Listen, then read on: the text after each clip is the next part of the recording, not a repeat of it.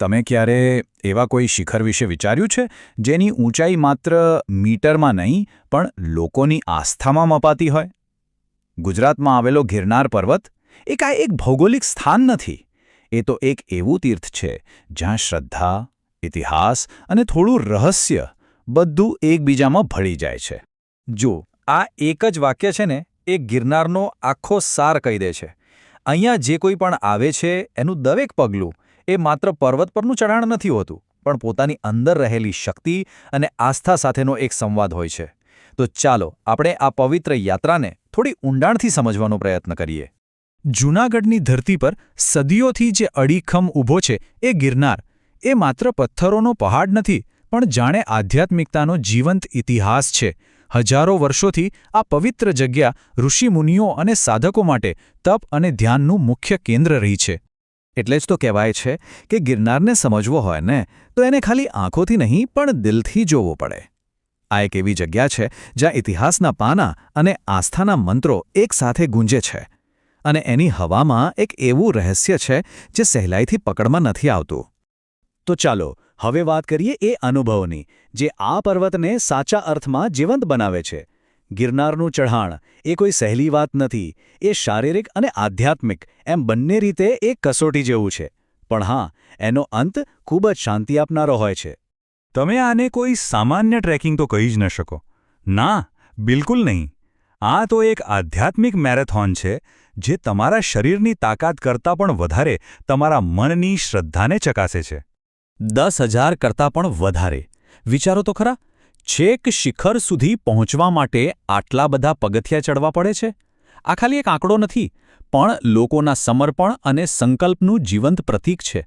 દરેક પગથિયું જાણે એક નવો પડકાર છે અને સાથે સાથે એક પ્રાર્થના પણ. જે લોકો આ ચઢાણ પૂરું કરે છે એ લોકો વર્ણવે છે કે આ માત્ર થાકનો અનુભવ નથી. હવામાં મંદિરોના ઘંટનો અવાજ ગુંજતો હોય છે, ચારે બાજુ ભક્તિની એક અલગ જ ઊર્જા અનુભવાય છે. અને શિખર પર પહોંચ્યા પછી જે શાંતિ મળે છે ને, એવું લાગે કે જાણે કોઈ બીજી જ દુનિયામાં આવી ગયા છીએ. અને ગિરનારની સૌથી મોટી ખાસિયત એ છે કે એ કોઈ એક ધર્મની મિલકત નથી. આ એક એવું પવિત્ર શિખર છે જેને હિન્દુ અને જૈન બંને ધર્મના લોકો પૂજનીય માને છે. અને એટલે જ એ સર્વધર્મ સંભાવનું એક જીવંત ઉદાહરણ બની જાય છે. અહીંયા શ્રદ્ધાની બે મોટી ધારાઓ એક સાથે વહે છે. એક બાજુ હિન્દુઓ માટે આ ભગવાન દત્તાત્રેયની તપોભૂમિ છે, જ્યાં એમના ચરણપાદુકા આવેલા છે.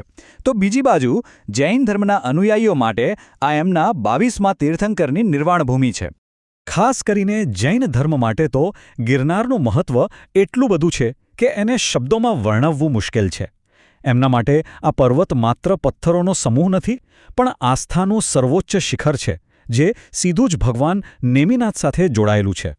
એવી માન્યતા છે કે આ એ જ પવિત્ર સ્થળ છે જ્યાં 22મા તીર્થંકર ભગવાન નેમિનાથે સંસારનો ત્યાગ કરીને કઠોર તપસ્યા દ્વારા કેવળ જ્ઞાન અને છેવટે મોક્ષ પ્રાપ્ત કર્યું હતું. બસ આ એક જ ઘટના આ ભૂમિને જૈનો માટે પરમ પવિત્ર બનાવી દે છે.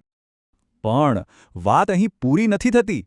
ધાર્મિક ઇતિહાસની સાથે સાથે ગિરનાર સાથે એક બીજું બહુ જ ગૂઢ પાસું પણ જોડાયેલું છે.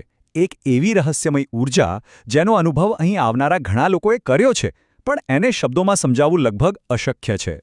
ત્યાં જનારા યાત્રાળુઓ અને સાધકો મોટાભાગના લોકો એક સરખી વાત કહે છે કે આ પર્વત પર એક અજીબ, ખૂબ જ સકારાત્મક ઊર્જા છે જે મનને બધા વિચારોથી ખાલી કરી દે છે. અહીં પહોંચીને એક એવી ઊંડી શાંતિ મળે છે જે આ દુનિયાના ઘોંઘાટથી બિલકુલ અલગ છે. તો આ બધી વાતો આપણને એક બહુ મોટા સવાલ પર લાવીને ઊભા રાખે છે. શું આ બધી અનુભૂતિઓ એ ફક્ત લોકોની અતૂટ શ્રદ્ધાનું પરિણામ છે? કે પછી આ પર્વતના ગર્ભમાં, એના હૃદયમાં ખરેખર કોઈ એવું રહસ્ય છુપાયેલું છે જેને વિજ્ઞાન પણ હજી સુધી સમજી શક્યું નથી? કદાચ આનો જવાબ શોધવા માટે જ શ્રદ્ધાળુઓ હજારો પગથિયા ચડીને અહીં સુધી આવે છે.